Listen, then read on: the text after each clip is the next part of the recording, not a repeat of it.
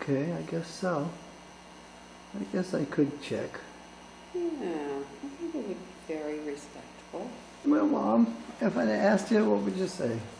I would have said, let's do it tomorrow, instead of tonight when we're tired and your dad's got a headache and he's gone to bed. Yeah, that's possible.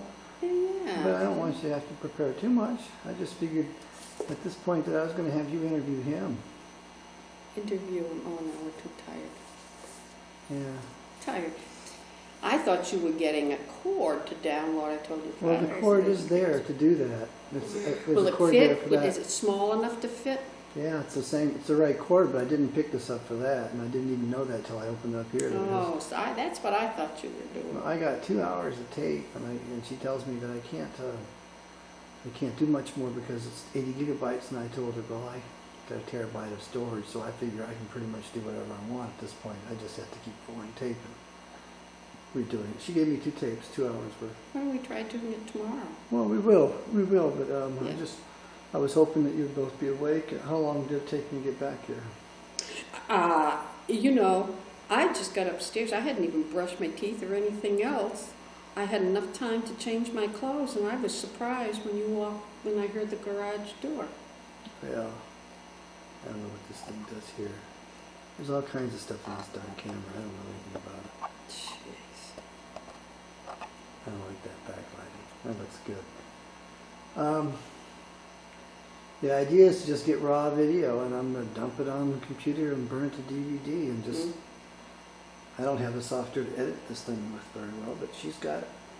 Oh my heavens. And then we've got a structured interview in your hands. And how's it start? Oh, is this what this is for? What's your astrological sign? Are you right-handed or left-handed? Well, there's all kinds of stuff on there, but you know, a lot of that stuff we already know. Are you nearsighted or farsighted? Are you overweight or underweight? I'm underweight. Yeah. You're going to come back as a hummingbird so you can eat half your body weight in sugar every That day. sounds good. Yeah, well, it's better than... Hey, this is pretty neat. Yeah, well, the idea is to have something for the future here. How many years? You know, there's some questions like how did you meet your husband, you know, and all that kind of stuff. Which you probably will. Let's face it, you don't always tell the truth. Huh? You don't always tell the truth, Mom. About what? Anything. No, I'm a very truthful person. Oh, she lies to herself.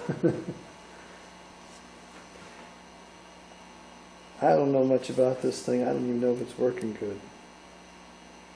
But I got it rolling, and it's a pretty fancy deal.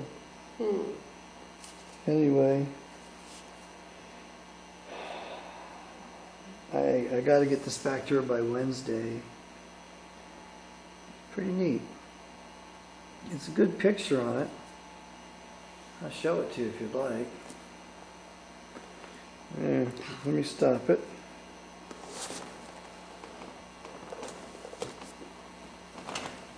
Stop. Well, it stopped. I got it.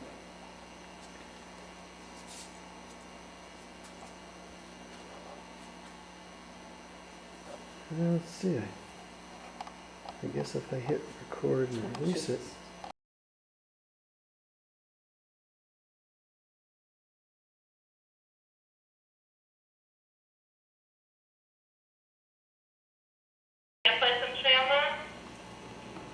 Yes. Yeah. And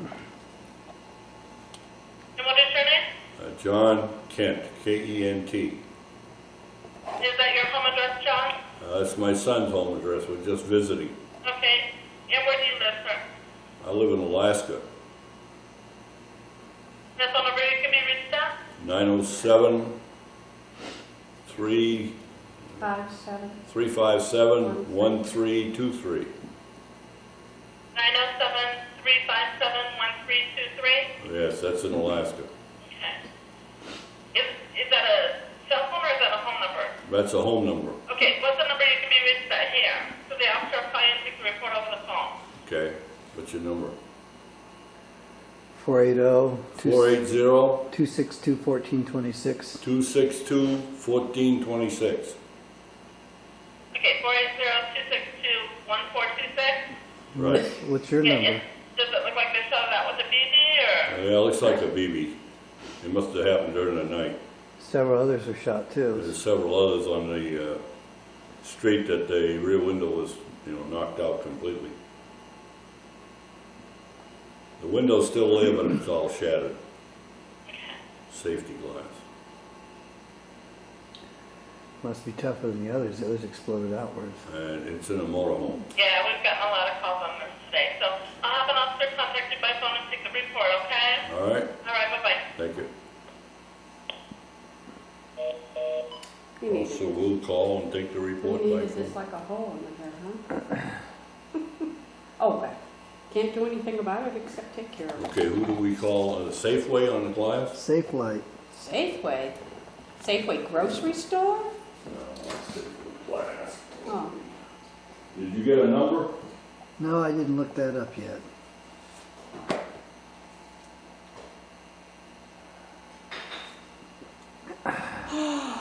are you recording? Yep. You little turd. That's on tape. It's on tape. What's your favorite cuss word?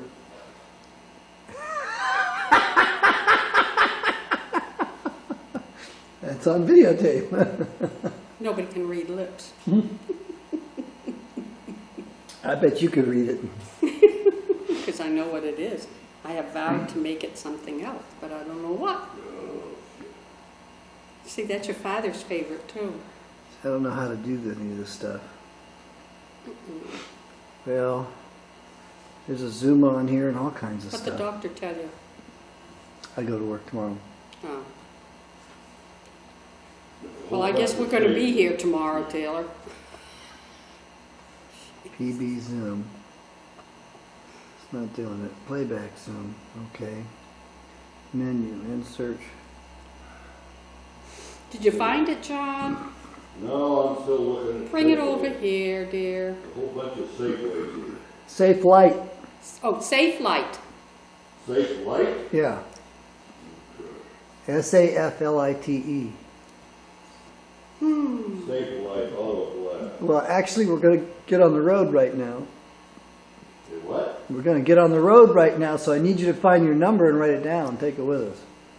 Oh, yeah, we can report it in the car, dear.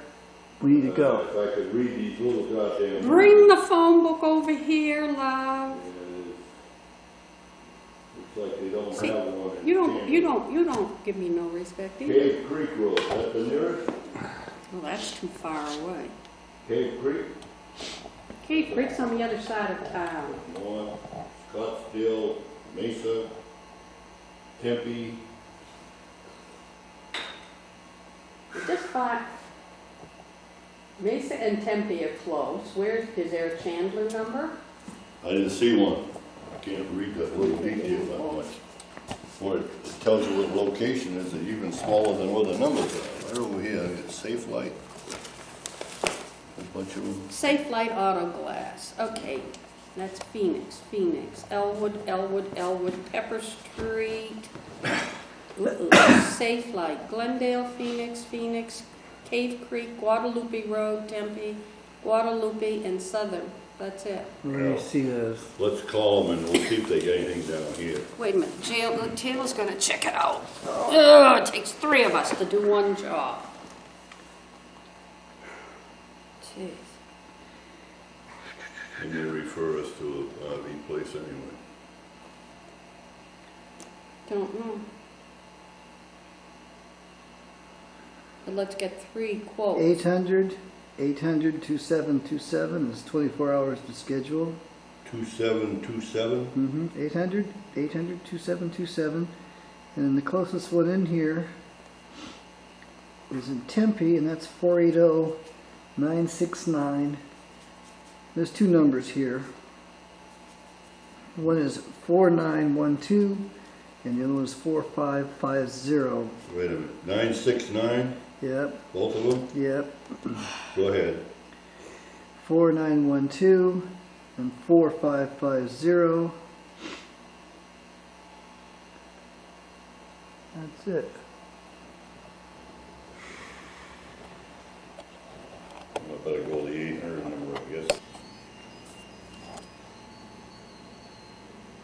Hello? You ready to go to bed?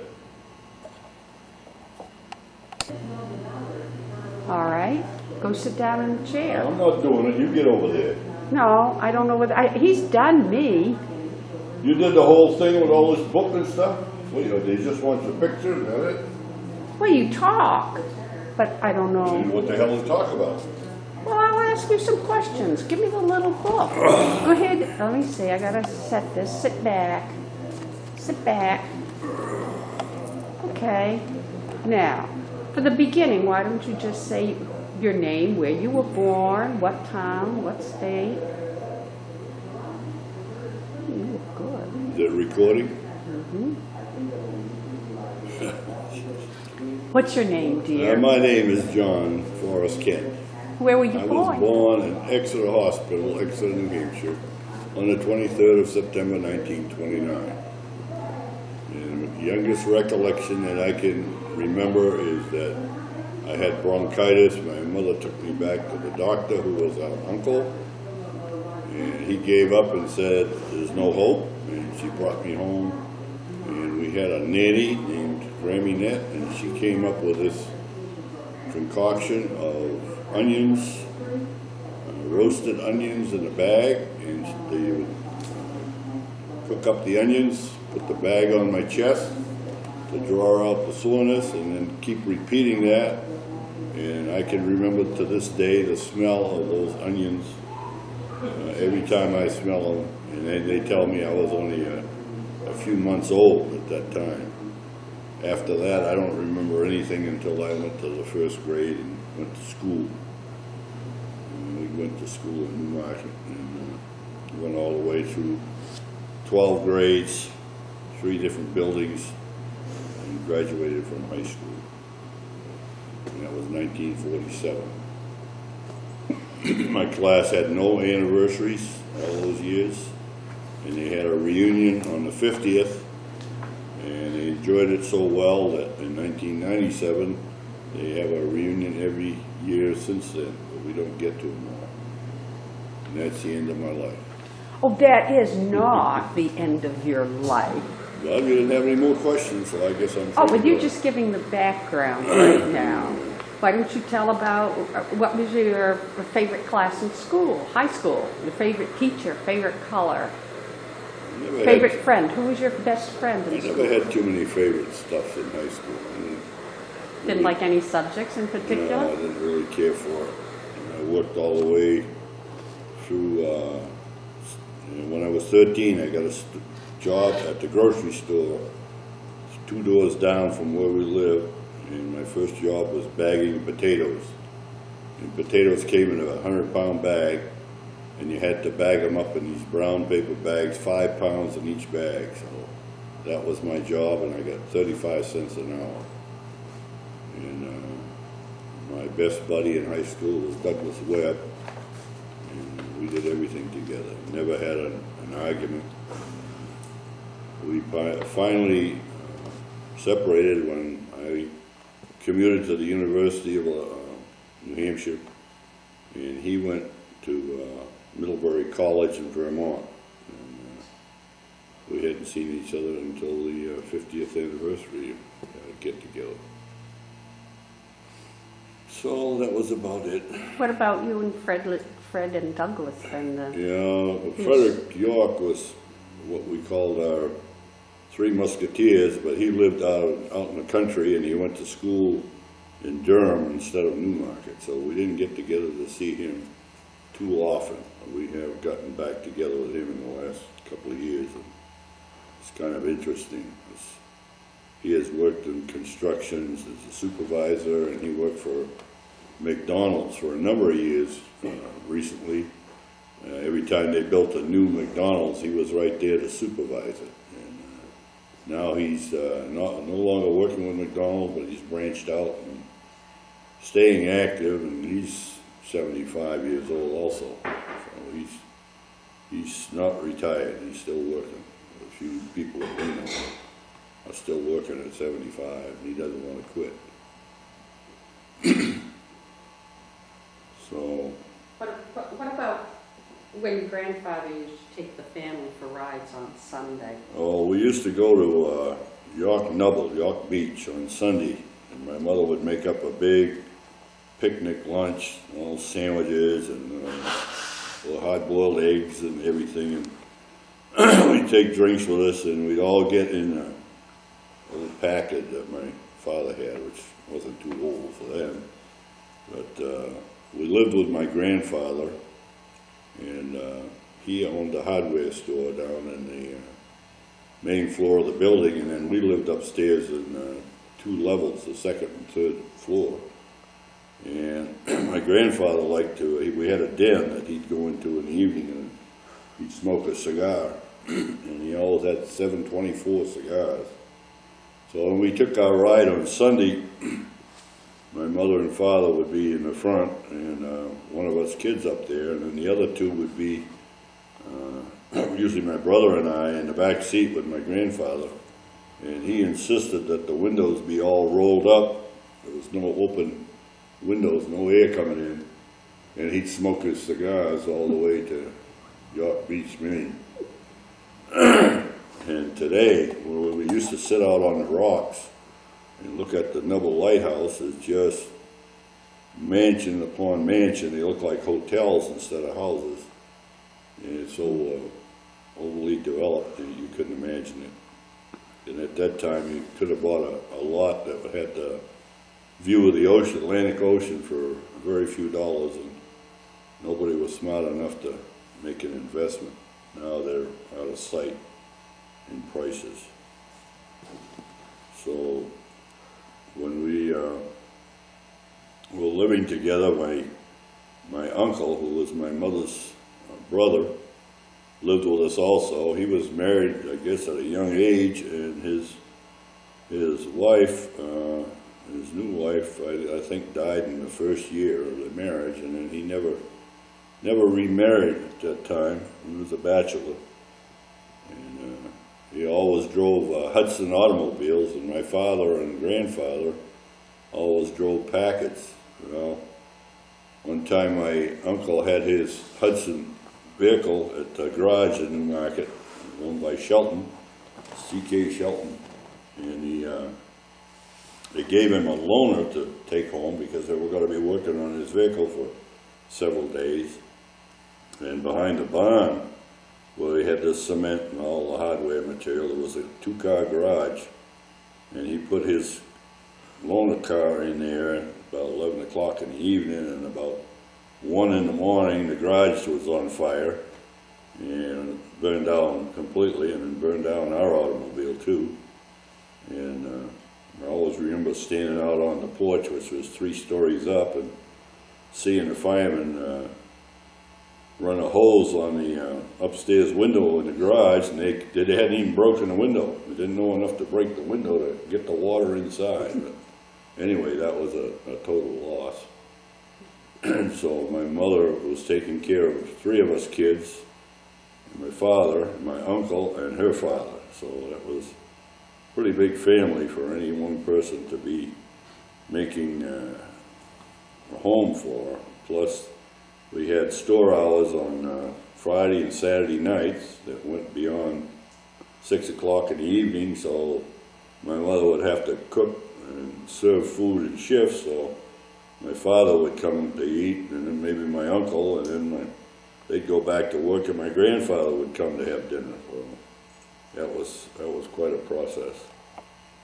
And we lived right on the main street. The porch went out to the front. You could see right up and down Main Street and all the traffic and everything. Kind of got used to that. And then my folks bought a place of their own about 1952, and the hardware store was sold. And my folks lived up on Main Street, 203 South Main Street, and that's where my sister Lois lives now. She inherited the house. So the town has changed completely since we were kids, and there's about 3,000 population at the most, and now they're talking exceeding maybe 10,000, and every pasture that we used to go out and hunt in and play is now subdivision material, and they're either condos or apartments or single-family homes or duplexes and mansions and all kinds of stuff. The big developer in our town is Cheney, and they talked about changing the name from Newmarket to Cheneyville, but they never have done it, and he's still building. And I remember when he bought his first apartment house on Elm Street, and he started from scratch there and got into real estate. So that's the end of it. No, that's not the end I'm of it. saved. No. You Well- haven't said anything about how you met me. Oh, I don't. I mean, I am an important part in your life, am I don't know not? how I met you. What was that? Oh, when I was, my father was raised on the farm down at Durham Point, Great Bay, by his grandparents. And his father moved to Newmarket and ran a livery stable. And my father stayed with his grandmother and grandfather. What were their names? I can't tell you. They, Eben? yeah, there's Eben and, What was your grandmother's I name? don't remember her name. I can't remember. Anyway, he stayed there with him, and when they passed away, then he decided to move to Newmarket, and he sold the farm, and they raised horses and chickens at the time. So when I got up to be about 13 years old, he thought that I ought to have a project, Who thought that? Your father? raise 100 chickens. So we bought 100-day-old chicks and rented a chicken house that was up on the hillside behind where Carolyn lived. And I used to go and feed the chickens twice a day, summer or winter. And we kept track of all the expenses, all the feed, all the feeders, everything that we did. And we raised the garden in the yard beside the chicken house, and then we used all those vegetables and so forth in the summertime, and then let the chickens loose to clean it up in the fall. And anyway, Douglas Webb, who was my buddy, his father was a self-made millionaire, and he was the president of Twin Harbor Lumber Companies that were in Seattle and Boston, but he lived there right in Newmarket and came home on weekends. And he had a big freezer, so he said that he would buy all the chickens that I had, and we fixed them up just like store-bought, wrapped them up and everything. And when we finally finished up, and we sat down and figured out what it cost us and what we made, and it came out to exactly $1 per chicken. So we made $100 after about 18 months of taking care of a flock of chickens. I guess that was my entry into enterprise.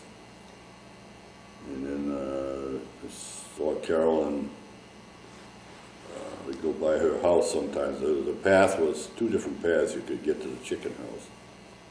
So that's when I first saw her. And I don't know, we had a date. When was it? We started dating when I was 15 and you were 17. Yeah. So that was about it. That's about it for your beloved wife, huh? Thank you. Well, all right, how about your military career? Oh, they were talking about the draft in 1948, and I had gone my freshman year in college, and I was in engineering only because all my commuting fellows were in engineering, and I decided that wasn't for me, so I was going to transfer to business administration. But they were talking about the draft, so I decided to enlist in the Navy in the summer of 1948. Went to Portland, Maine, and then went to Great Lakes Naval Station and had boot training in the Chicago, Milwaukee area, and then came home for leave, and then they shipped me as far away from New England as they could, and I ended up in California. and was assigned to an aircraft carrier. And the aircraft carrier was what they called on the milk run. We'd go out to sea for a week or two and then come back into Seattle or Long Beach or one of those ports, San Francisco, San Diego, and they decided to put this particular aircraft carrier in the mothballs, and I was in the radar section where we had all these scopes to look at in the headquarters, and there was I was a seaman, first class. There was an officer standing behind everybody that was looking at a dish to see if you were looking and seeing what you're supposed to see. I don't think we were too accurate in those days. But anyway, they transferred us to the Hunter shipyard in San Francisco, put the aircraft carrier in dry dock, and you had three choices. You could either get on a little safety seat and hang over the side of the aircraft about 200 feet up with a cement floor down there and scrape and paint, or you could work KP in the kitchen, or you could work down in the bilges where they give you an air line and a electric line for a light. Go in there and scrape and repaint. So I decided to go to the bilges. Finally got done that chore, and they took us to Oakland Naval Base across the bay, and we were being assigned to the USS Boxer, which was CV-21. They called it the Blackjack ship. Well, they put us on a bus to go over to Hunter shipyard to get on the Boxer, and as we went across the Bay Bridge in the bus, the Boxer was going underneath the bridge, and we missed the shipment. They didn't blame us because we weren't in charge, we were just the slaves. Anyway, the boat was going to Alaska, so I missed my first trip to Alaska. And would have got a chance to see it in 1949, and then I volunteered for 1 year's service, so in August 49 I went back home, went back to the university and to get my degree, and served in a reserve outfit, which was out of Boston, and I didn't have to go to meetings every week because of the distance. So I got some credit on that towards my retirement. And when I graduated, I took a commission as a second lieutenant in the Army, and was shipped off to, in February '54, shipped off to Fort Benning, Georgia, to take basic officer training course. Got on the train, went down. And I remember when I got off the train, it was about midnight in Columbus, Georgia, and looked out.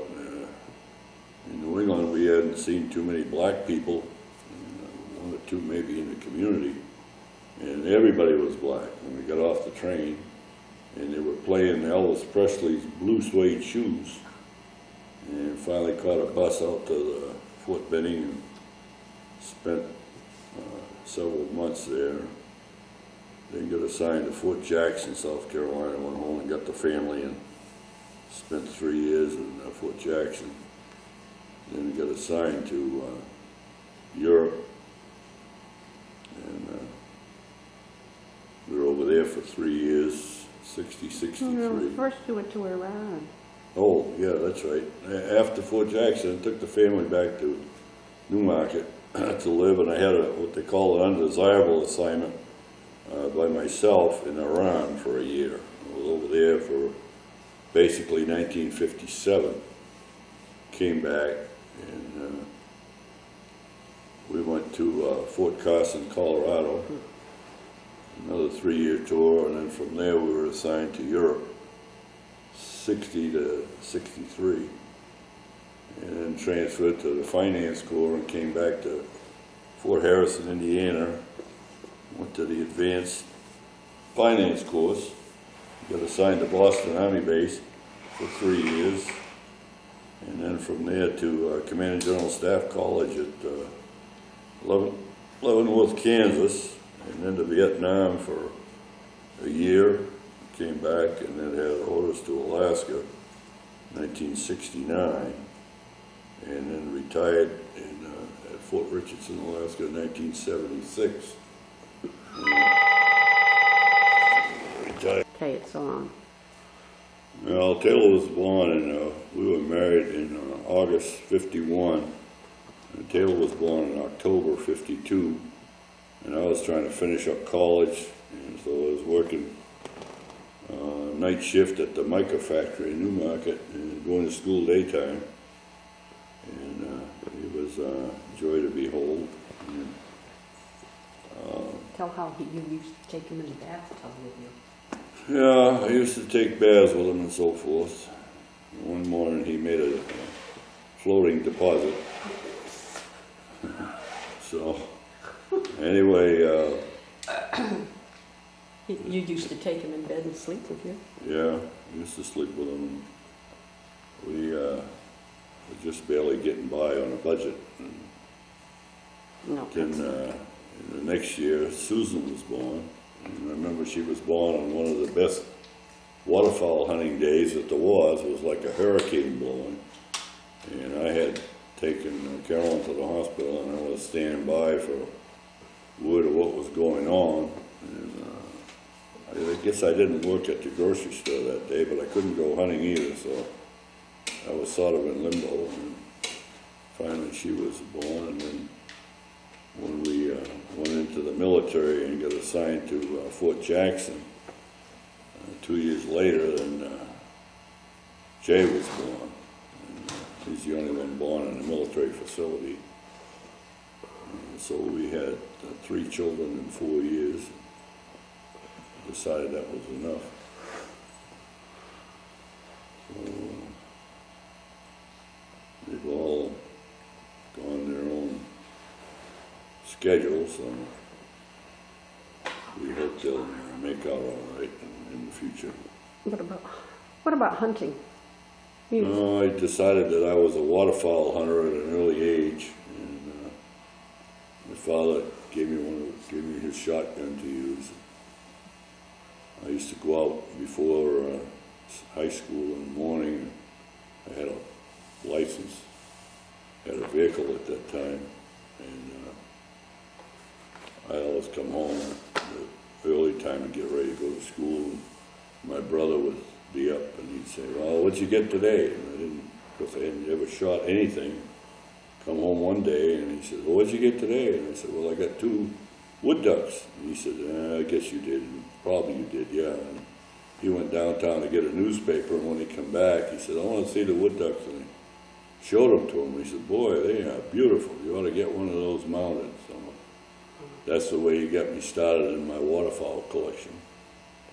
And I got different birds over the years, and had a display that we kept at the house, and then finally, when I retired, I had them out at the Anchorage International Airport, where a lot of people could see them, and I had to move them out of there. And currently, they're in the Diamond Mall, and we had got up to 34 different. Had some of them destroyed in shipping in the military, but right now we've got 31 different on display at the Diamond Mall in Anchorage, Alaska, in the year 2005. So I tried to, I've traveled following the birds. I've shot some unusual ones that a lot of people don't have in their collection, such as the European widgeon and the Stella's eider. Stella's eider is now protected. You can't legally shoot one. You could back in the 1970s. And haven't pursued that too much lately. Got down to 1 shotgun, which I think is all a person needs. If you got a Benelli Super Black Eagle, and it's expensive, but that 1 shotgun will take care of all the shooting that you need to do, various types of game and so forth. So I kind of enjoyed that. We went to a show here in Phoenix this past Sunday, Saturday. Taylor and I met Sean Mann, who I bought a goose call from him back in the early 80s. And he's enjoying his 20th anniversary in business, and he's champion of champion goose caller and very good duck caller, and we enjoyed talking to him. Am I out of time, thank God? No. Talk about going up to the shack. Talk Oh, about fishing. You haven't mentioned fishing. my duck hunting partner is Charlie Ritchie. He's going to be 95 years old, St. Patrick's Day, and he hasn't been out hunting much lately, but we met in 1970, and we've hunted around different areas of Alaska together. And he had a duck shack, and we would go out there and traditionally have the opening day of waterfowl season together. And the problem is, to get into that place, you need at least about a 30-foot tide, and that tides vary greatly, and you need a 30-foot tide to come out of at least. So a lot of seasons we can't get in there for the opener, or we can't get in on these specific weekends. And we do quite a bit of fishing in the summertime.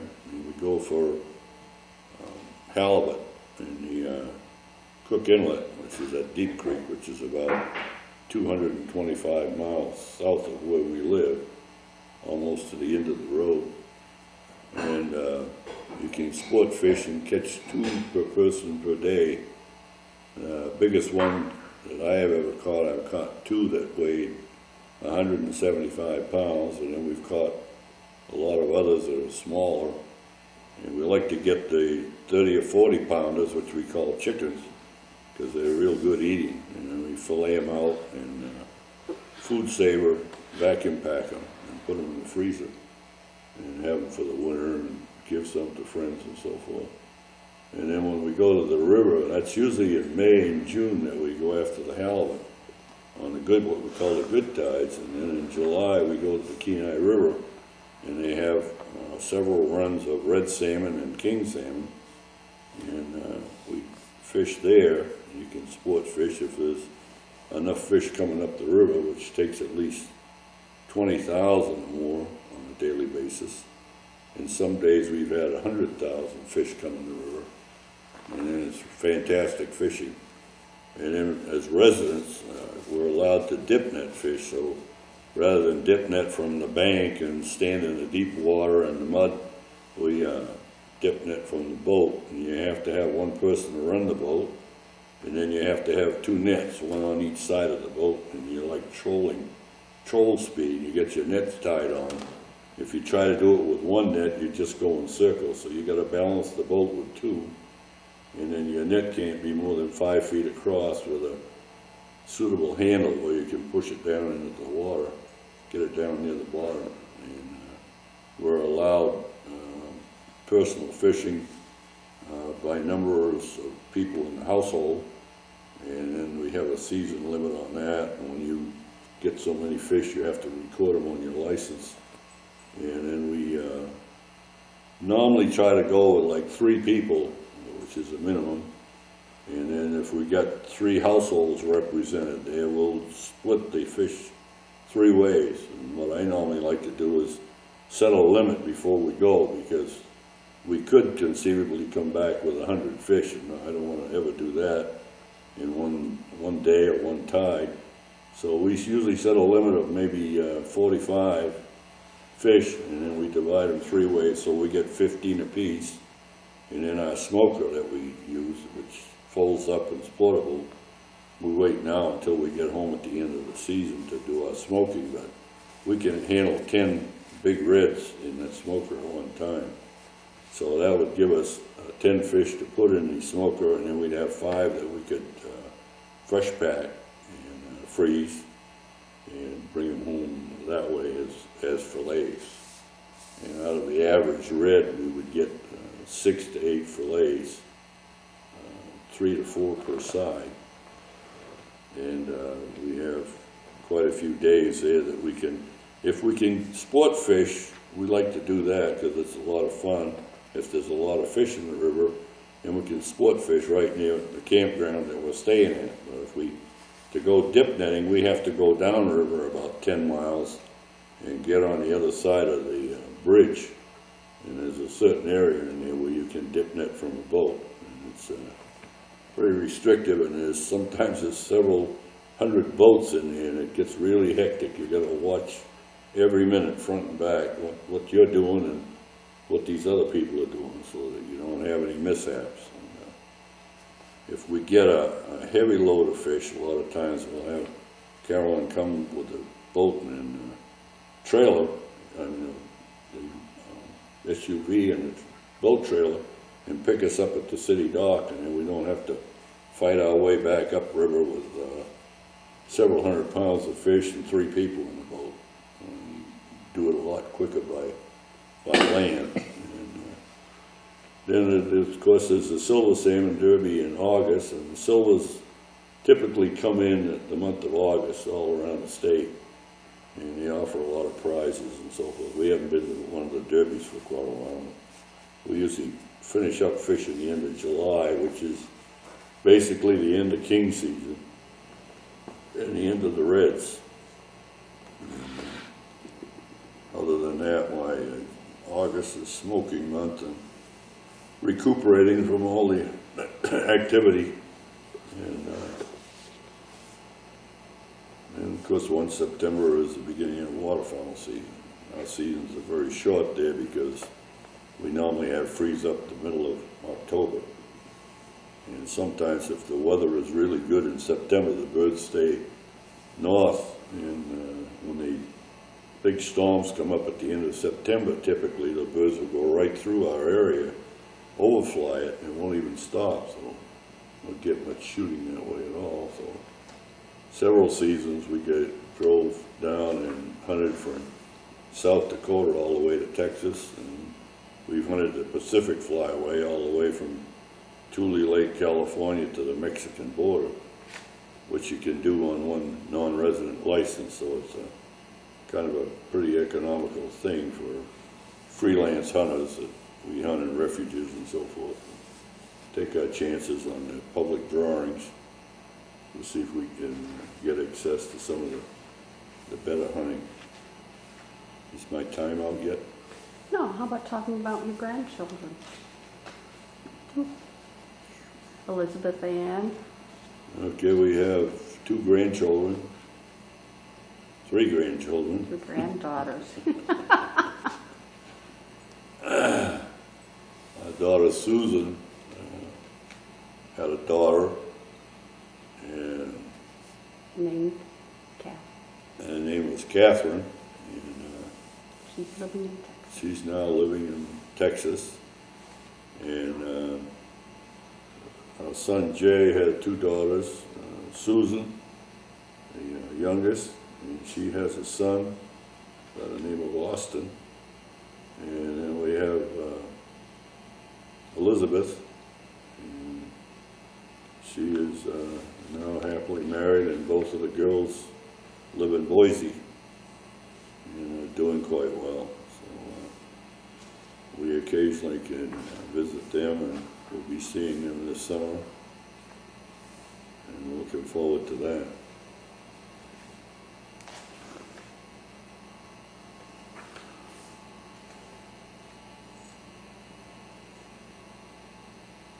How many more minutes do I have? Oh, you got about 20 more minutes. 20? I thought I had 29 a few minutes ago. I went talking. No, I subtracted wrong, and I didn't get it right. I remember we used to go with the minister would take a bunch of kids in the neighborhood. He lived just down the street from us, and he'd take a bunch of kids up to one of the swimming holes to go swimming in the river, in the Lamprey River. And I didn't know how to swim, and he was always trying to teach the kids how to swim, and I was just fearful of it. And every time it was my turn, he'd say, "Come on, John." They called me Forrest when I was a kid. And let's see, see what you can do. I couldn't ever swim worth a darn. And then several years later, I got to meet a fellow in my class by the name of Paul Naughton. He was probably the skinniest, thin person you've ever seen. Looked like a skeleton, even though he was a kid in good health. And he could swim like a fish. And where he lived, there was part of the Piscassic River, and it had a swimming hole.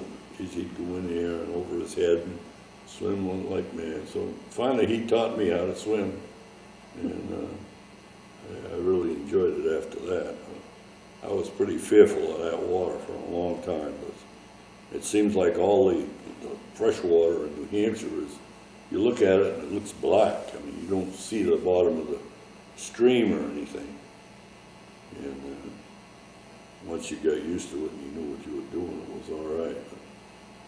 But it was a funny way to learn how to swim from a friend. And, it worked out pretty good. I'm going to stop it for a minute. It's on. Well, my father sold a farm which has a beautiful field out front and a view of Great Bay, Adams Island, and Peninsula, and McIntosh Island. And he did retain about 13 acres on the other side of the road as you go towards what we call the Adamses Peninsula, which was like an island with just a little roadway going to it. And we used to go down and visit the Adamses, and it was just like in the 40s, it was like in the 20s. They had no electricity. They had a refrigerator that ran on kerosene. All their lights were running on kerosene. So it was like stepping back 20, 30 years in history. Go down and visit them. And they had no running water. They had to go down to the well in the field to get the drinking water. They had a variety of outhouses. Some for summer, some for winter. And this 13 acres that my father kept adjoined the Adams property, and they had a gateway there, and it was for 7 generations. The Adamses and the Kent family were neighbors, and the only neighbors they had as far as adjoining land. And on these 13 acres, my father had a cabin, cottage pulled up over the ice in the bay, and I've never seen the bay frozen over in salt water, but that winter they were able to drag this cabin up over the salt water on ice with a pair of oxen and brought it up and put it on this 13 acres. And so we used to go down, say we're going down to camp for a weekend or an afternoon or a holiday or something, but every time my father announced that we were going to camp, we knew we were going to work, we weren't going to play. And he kept this pine grove just in immaculate condition, looked like a state park, and he didn't allow any twigs left there, and we had to police them up and put them in a certain area. And pine cones, we even picked them up. The only thing we didn't pick up was pine needles. You know, it's just a beautiful layout, but was work all the time we were there. And he kept a ladder that was probably 12 feet tall that slid under the bed as you went in the cottage. The cottage had a porch, a deck, closed-in deck on the front, and then just one room, and then a little loft up above, halfway for a bed.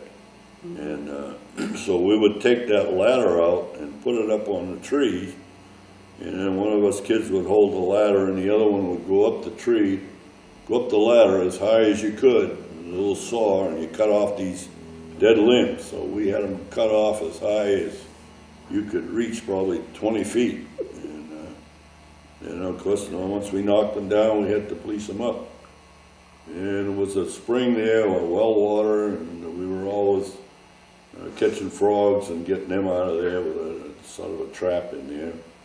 And on a good high tide, the water would come right up to the shore at the cottage. You could bring a boat in there, and we had a boat and motor, and you could come in there on a high tide, but you better not stay more than an hour. And an hour or two, the tide went out, and you were like 2 miles from the nearest water. So we enjoyed that, I guess, as much as we could. 11 minutes. And I remember one time, old Cass Adams, old Captain Adams, was a gondola captain in the early years, and he was a carver, and he carved all the different ducks and geese and waterfowl that came in the bay, and he had a collection of them, miniatures, and then he had some big decoys he made. And Cass was a painter, so Cass was the son. He would paint up these decoys, his father would carve them. And I believe some of that collection is at the Smithsonian now. And then his father went in and made a duplicate model of every sailing boat that ever came into the bay. And they live between Great Bay and Little Bay on this peninsula, in a beautiful location. And they could really tell you some stories about the old days of gunning and using sneak boats and floats, and how many geese they'd kill in one shot with a gun mounted in the front of the float. And I even borrowed a float one time and used it in freshwater and just drifted down a river because I was too dumb to know how to scout. And I got some ducks that way, but I don't know whatever happened to those boats. I returned the one that I borrowed. But one time Cass and I decided to get together on one of his cousins' ponds up in Barrington, and we went up the day before the season opened, and one September, of course, and stayed overnight at his cousin's place, and we snuck up on all these different ponds. He must have had 10 of them. We spent the day sneaking on these ponds. We go to get wood ducks and black ducks and so forth. We never saw a duck all day long. So we come home, and on the way home, we went by my father's old property, and there was like a double pond right beside the road. There's a bunch of black ducks out in the pond when we went by, and they flew off. And I said something to Cass. I said, gee, the ducks are coming in here, and the old homestead was down there a ways, and they didn't allow people hunting. And I said, I'll bet you'll be some ducks there probably tomorrow morning. He said, well, I don't know. He says, so close to the road. So anyway, I took him home, went home. The next morning I couldn't sleep. I decided to get up, and I had my father's double barrel and got in the car and drove down there and put the car on the side of the road and walked up in there and got down beside the pond and scooched down, and I had the shotgun across my knees. And about that time, here comes a bunch of ducks, and they just kept coming in there, funneling in there. They're pushing each other out of the way to get to the water. And of course, we were only a short flight from the salt water, and they were coming in to get their morning fresh water. And I kept moving my shotgun real slow, and I finally got it up to the level, got it up to my shoulder, and I fired it out across the top of all these duck heads. And a whole bunch of them fell out. I fired another round, they all jumped up. And I got up and I ran as hard as I could, get back to the car. And I went down and got Cass out of bed. And he's wearing his long johns. And we come back up to the pond, and none of the people own the property, they hadn't come around or anything. So he pulls off his trousers and he goes right out there and wades out there, and he picked up all the ducks. I don't know, we had 10 or so, I guess, and got him back to the car. We drove back down to his place, and on the way a pheasant came out across the road, and that's really unusual for that area. We don't see very many pheasants, so we had both thrown our guns in the back seat, and we're trying to sort out, I think he had a 20 gauge and I had a 12. We're trying to sort out guns and ammunition. Finally, I got mine and went out there, and the pheasant took off, and I shot him. They got him, and we went down, and we had a picture taken on the front of their building down there where they lived. And that was a 3-story resort-type hotel at one time. And we had a picture taken out on the front porch, and it had these ducks lined up, and the pheasant, and Cass is standing there with his long johns. His wife took the picture, and mud up to his waist. And we had a picture of that for some time, and that was really an enjoyable place to visit. And then over the years, they were offered $1 million after Cass. They built a gondola, 44 feet long, and launched it on the Captain Adams' birthday when he was 90, and he passed away the following winter, and Hollywood was willing to give him, I think, $25,000 at that time for it, but they just pulled it up on shore, and I think that's where it eventually rotted. And then Cass was, I guess, in his 60s, and what he had was an appendix attack, and they didn't get him to the hospital quick enough, and he passed away. And then that island was offered to individual wanted to buy it for $1 million. And anyway, the wife saw fit to give it to the state of Alaska, state of New Hampshire for university in marine biology. And that's the way it stood. Why don't you talk about the first boat you built? Or the one and only Oh, boat? I bought a kit, and my folks didn't know about it. I bought a kit through the mail and had it delivered, and it was a little racing boat. And I always wanted to go fast in the boat. And my brother always got the boat, and he'd have some kind of old sailboat that you couldn't get any speed up to at all. So I built that out of a kit in the garage, and took it out, and had a 12 horsepower engine on it, and put the power to it, and boy, that thing just got up and took off down the river. And I guess you'd be going 25, 30 miles an hour with it. And it didn't weigh hardly anything. It was only 9.5 feet long. And Carolyn's brother went for a ride with me one time. They lived right on the waterfront. And I did a fast U-turn, and I threw him right out of the boat. And I had to turn around and come back and pick him up. And then we had another fellow in the river that he thought he had a pretty fast boat.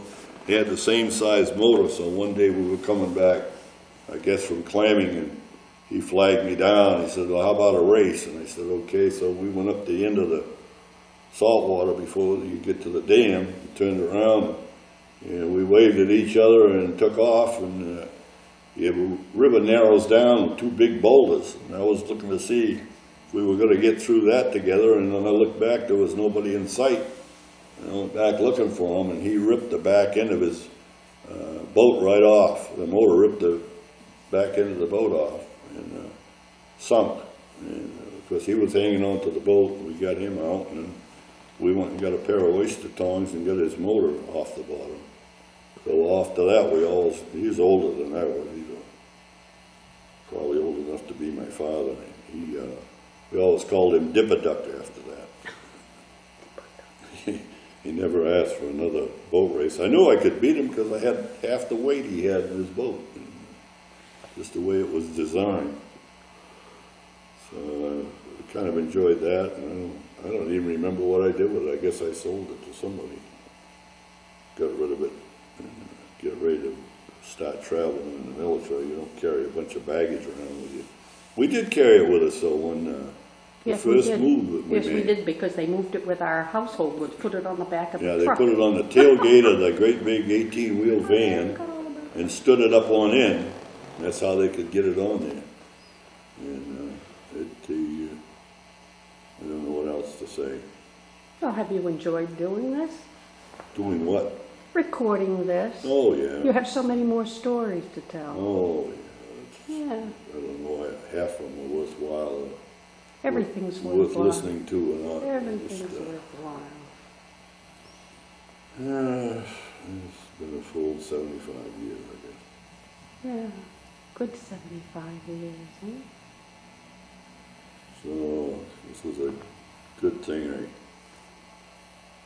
stayed in the military. How about me? And, Good thing I married your mother. oh, yes, Good thing I married Carolyn. good thing I got married. Okay, I'll stop it. Yeah, stop it, Okay. save me.